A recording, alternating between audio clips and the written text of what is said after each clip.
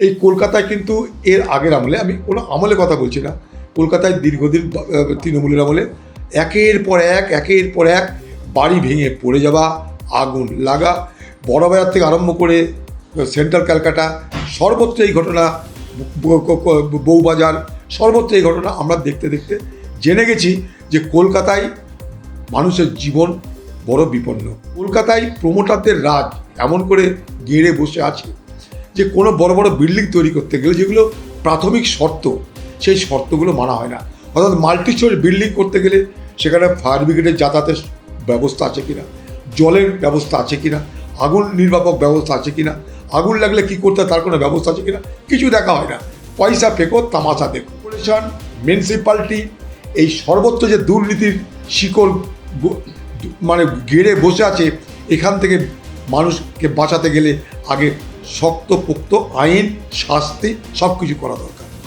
কলকাতাতে এরকম কত শত যৌতুগৃহ তৈরি হয়ে বসে আছে আগুন লাগার অপেক্ষায়, তাই আমাদের দেখতে হবে গোটা কলকাতা শহর জুড়ে একটা ব্যবস্থা করা, একটা সার্ভে করাও যে কোন কোন এলাকায় কোন কোন বাড়ি আজ ভালনারেবল টু এই বিপজ্জনক অবস্থা দাঁড়িয়ে আছে আগুন লাগার ক্ষেত্রে। দেখুন, কলকাতায় এই ঘটনা হঠাৎ করে ঘটেছে তা তো নয়। কলকাতায় এই ঘটনা বারবার ঘটছে এবং ঘটে চলেছে। কলকাতা শহরের মধ্যে, শহরতলিতে, বাইরের মফস্বলে সর্বত্র কিছুদিন অন্তর অন্তর অগ্নিকাণ্ডের ঘটনা আমরা শুনতে পাচ্ছি, জানতে পারছি।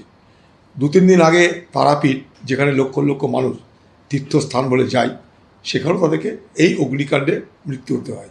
আগুন লেগে হোটেল তাদের মৃত্যু হয়। এখনও ডুবুরি দিয়ে তাদেরকে তল্লাশি চলছে, আরও কতগুলো বেপাত্তা জানে না। তার মাঝখানে আবার চলে এলো কলকাতা। এই কলকাতায় কিন্তু এর আগের আমলে, আমি কোনো আমলে কথা বলছি না, কলকাতায় দীর্ঘদিন তৃণমূলের আমলে একের পর এক বাড়ি ভেঙে পড়ে যাওয়া, আগুন লাগা, বড়বাজার থেকে আরম্ভ করে সেন্ট্রাল ক্যালকাটা সর্বত্র এই ঘটনা, বউবাজার সর্বত্র এই ঘটনা আমরা দেখতে দেখতে জেনে গেছি যে কলকাতায় মানুষের জীবন বড় বিপন্ন। আচ্ছা, কলকাতায় প্রমোটারদের রাজ এমন করে গেড়ে বসে আছে যে কোনো বড় বড় বিল্ডিং তৈরি করতে গেলে যেগুলো প্রাথমিক শর্ত, সেই শর্তগুলো মানা হয় না।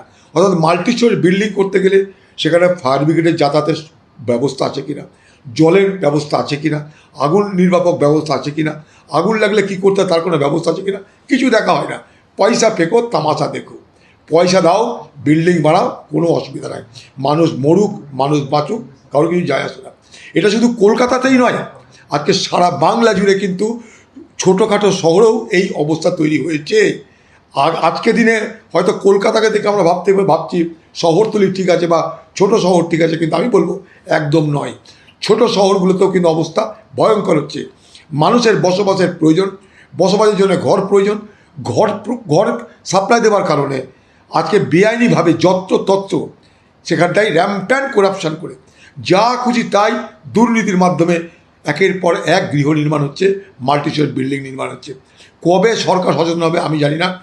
শহর পরিকল্পনা এই মুহূর্তে ঢেলে সাজানো দরকার। শহর পরিকল্পনা ঢেলে সাজাতে না পারলে এই কলকাতায় আগামী দিনে বিপদ আরও বাড়বে এবং অন্যান্য শহরতলিতেও এই বিপদ আরও বাড়বে। কারণ মানুষের ট্রেন্ড এখন, প্রবণতা এখন গ্রাম ছেড়ে শহরে চলার।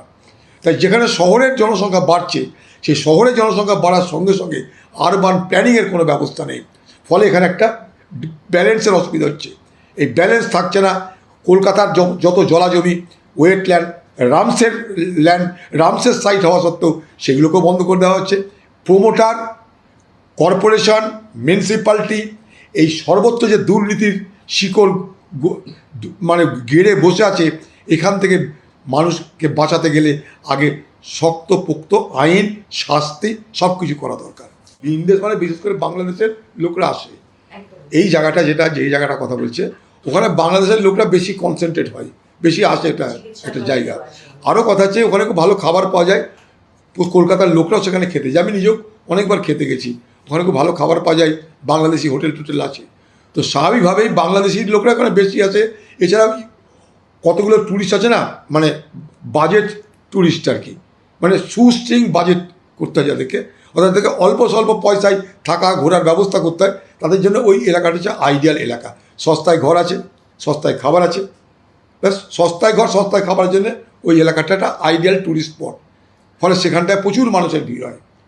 তার উপরে কি একটু বেশি মানুষের নজর দেওয়া উচিত ছিল না সরকারের, কারণ এখন তো না না, গোটা কলকাতাতে এটা তো আজকে হোটেল বলে কথা, গোটা কলকাতাতে এরকম কত শত যৌতুগৃহ তৈরি হয়ে বসে আছে আগুন লাগার অপেক্ষায়। তাই আমাদের দেখতে হবে গোটা কলকাতা শহর জুড়ে একটা ব্যবস্থা করা, একটা সার্ভে করা হোক যে কোন কোন এলাকায় কোন কোন বাড়ি আজ ভালনারেবল টু এই বিপজ্জনক অবস্থা দাঁড়িয়ে আছে আগুন লাগার ক্ষেত্রে। কলকাতার কি প্রত্যেকটা গলিতে আমাদের ফায়ার ব্রিগেড বা আগুন নেভানোর কোনো ব্যবস্থার আছে? সেটা করতে গেলে কী কী করতে হবে? আগুন লাগতেই পারে, আগুন লাগাটা কোনো বিরাট অস্বাভাবিক কিছু না, লাগতে পারে কোনো কারণে, অ্যাক্সিডেন্ট ইজ অ্যাক্সিডেন্ট, কিন্তু আমি সেখান থেকে রক্ষা পাওয়ার জন্য কী ব্যবস্থা আমার প্রতিরোধমূলক ব্যবস্থা কী আছে? কলকাতায় একের পর এক ঘটনা ঘটছে, কিন্তু প্রতিরোধমূলক ব্যবস্থা গড়ে উঠছে না। আমাদের ভিডিও ভালো লাগলে লাইক এবং শেয়ার করুন, কমেন্ট সেকশনে গিয়ে জানান আপনাদের মতামত। আরও ভিডিও পেতে আমাদের চ্যানেল সাবস্ক্রাইব করুন এবং প্রতি মুহূর্তে খবরের আপডেট পেতে প্রেস করুন বেল আইকন।